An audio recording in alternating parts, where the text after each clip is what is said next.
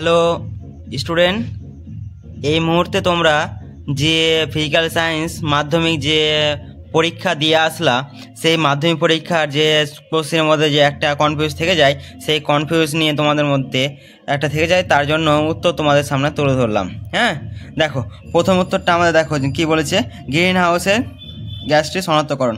তাহলে জলীয় বাষ্প হবে এটা। এসটিপিতে 22 গ্রাম কার্বন ডাইঅক্সাইড আয়তন কত হবে?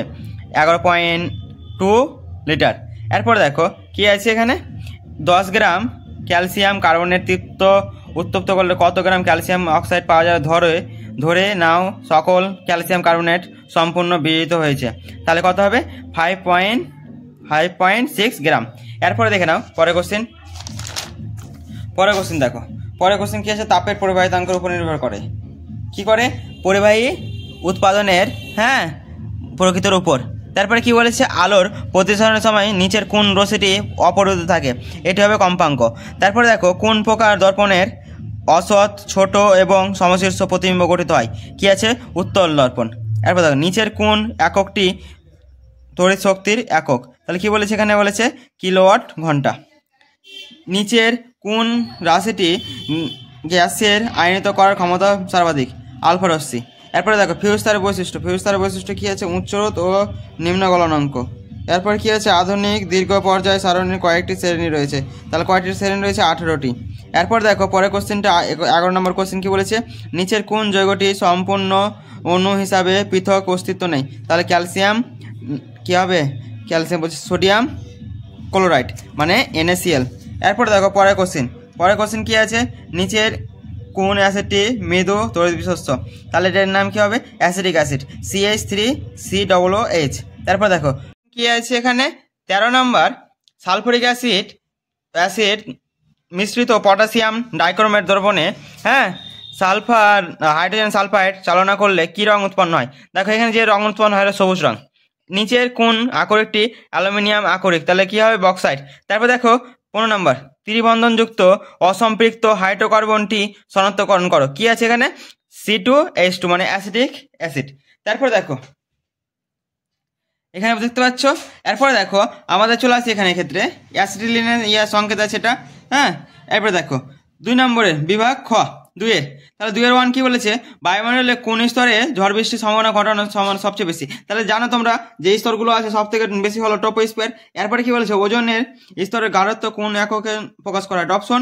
এটা রেফ্রিজারেটর থেকে নির্গত গ্যাসটি নাম কি? এটা আমাদের কমন ব্যাপার, CFC মানে ক্লোরোফ্লোরোকার্বন। এরপরে দেখো নিচের বিবৃতিটি সত্য না মিথ্যা? তাহলে নিচের যে বিবৃতি আছে এটা সবসময় কি হবে আমাদের? মিথ্যা। কি আছে বলো তো? মিথ্যা আছে আমাদের সবসময়, দেখতে পাচ্ছ মিথ্যা আছে। এরপরে দেখো এটা আমাদের STPতে 16 গ্রাম অক্সিজেনের গ্যাসের অনুসংখ্যা। তাহলে অনুসংখ্যা আমরা সবাই যদি মনে করছো 6 ইন্টু 022 ইন্টু 10⁻23, এটা নয়, এটা আমাদের 16 গ্রাম বলেছে, ওটা 32 গ্রামের জন্য। এটা 16 গ্রাম মানে কত হবে? 3.011 ইন্টু 10⁻3। এরপর দেখো নিচের বিবৃতিটি সত্য না মিথ্যা লিখো।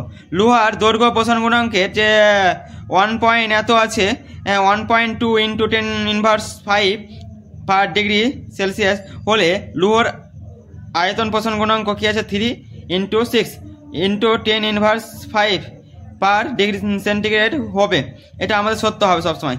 এরপর দেখো W watt metre inverse kelvin inverse, এটি কোন ভৌত রাশির একক? এটি সবসময় আমাদের কী হবে?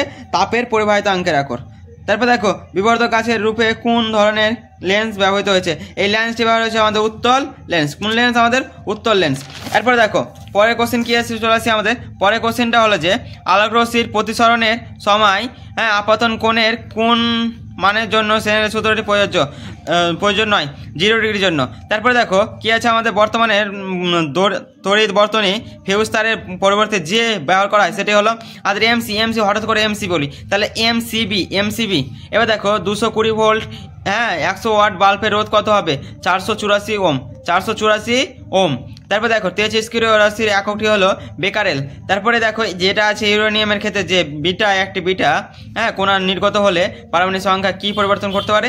এই জিনিসটা দেখে নাও। তাহলে কী হবে? পরিমাণ হবে 93 হবে। তারপর দেখো এই যেটা বাম মিশ্র ডান মিশ্র দেখতে পাচ্ছ, এটা প্রথমটা কী হবে? ডি হবে, তারপর সি হবে, বি হবে, এ হবে, মিলিয়ে নিবা। এরপর দেখো নিচের যে বিবৃতি সত্য না মিথ্যা, এটা আমাদের যে তড়িৎ বিশ্লেষণে সর্বদা জারণ বিজারণের মাধ্যমে ঘটে, সত্য।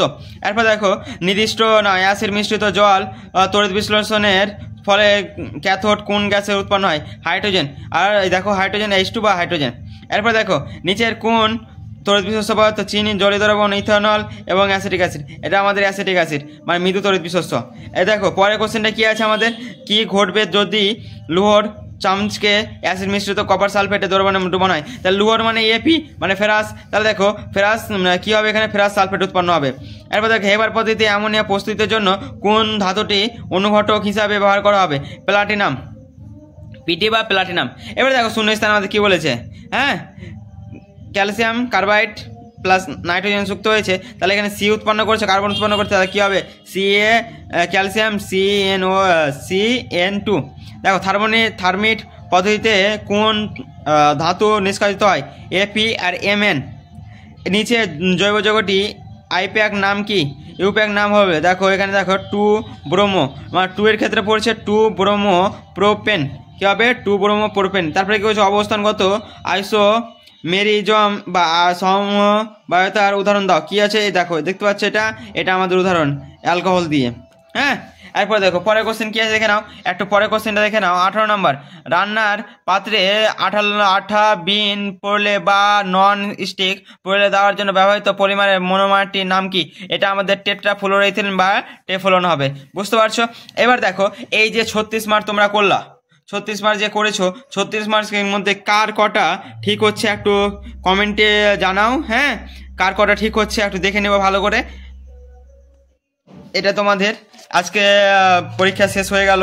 আজকে লাস্ট পরীক্ষা যে ফিজিক্যাল সায়েন্স নিয়ে সবারই একটা ডাউট থাকে যে ফিজিক্যাল সায়েন্সে পারবো কি পারবো না।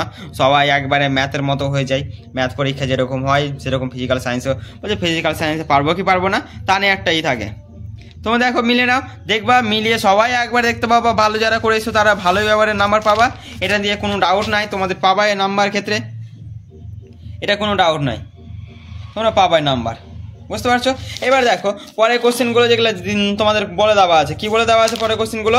পরের কোশ্চেন দেখো 3 মার্ক, যেটা 2 মার্কগুলো বলে দেওয়া আছে। তাহলে এগুলো তোমরা পারবে একবারে, যেগুলো ব্যাখ্যা করেছো, ব্যাখ্যা করে লিখেছো, তাহলে সবটাই একবারে ভালো কোশ্চেন এসছে, খারাপ কোশ্চেন আসেনি, সবটাই একবার দারুণ দারুণ কোশ্চেন, মানে ব্যাপক কোশ্চেন এসেছে। তোমাদের যে যারা ভালো করে পড়ছো তারা অবশ্যই পেরেছো, আর যারা অল্প পড়েছো তারা অল্পর মধ্যে পারবা। আর আমরা এতটা পারিনি, তো কানা করলে তো ভাঙলে হবে না। আগার দিকে বছরে আরও পরীক্ষা আছে। এটা তোমাদের প্রথমে লাইফের প্রথমে একটা ধাপে পরীক্ষা দিতে এলাম, আরও ধাপে আছে। হ্যাঁ, সব পরীক্ষা আছে, পরীক্ষা দিবা, পরীক্ষা সব কিছু হবে, সফলতা সবসময় হবে। যদি কঠোর পরিশ্রম করতে হবে, নিজেকে একটু জেদি করতে হবে, কঠোর পরিশ্রম করে আমি যেন কোনো কাজ করতে পারি, এটাই তোমাদেরকে ভেবে কাজ করতে হবে। বুঝতে পারছো? এটা তোমাদের ফিজিক্যাল সায়েন্সের যে উত্তরপত্র নির্ভুল সমাধান।